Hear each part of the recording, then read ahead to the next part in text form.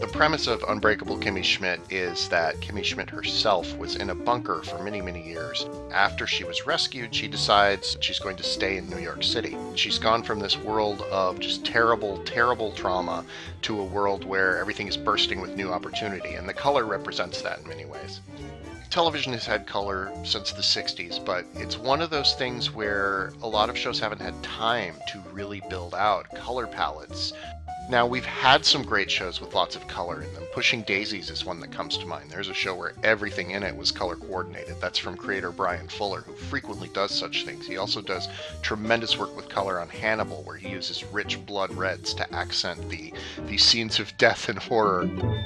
Kimmy Schmidt definitely wants to signal to you that this is taking place in a weird, heightened world. Kimmy and Titus, the roommates, they're both often colored in just very bright accent colors that stand out from the rest of the scene, or if you look carefully, are often color coordinated with the sets and with the props that are around them.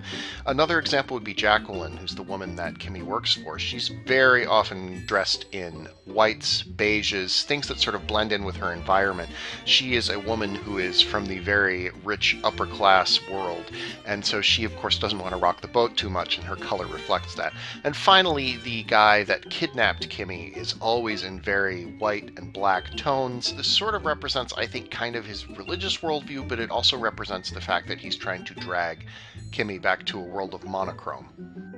I think episode 6 in general is really interesting in terms of color coordination. When Kimmy is at school where she's trying to get her GED from a teacher who just doesn't care, he's again dressed in sort of the colors of white, of beige. The monochrome is sort of the hue of the people who are trying to keep Kimmy down on this show. Whereas Kimmy's dressed in a very bright green that contrasts well with the green of the blackboards and, sort of contrasts well with everybody around her.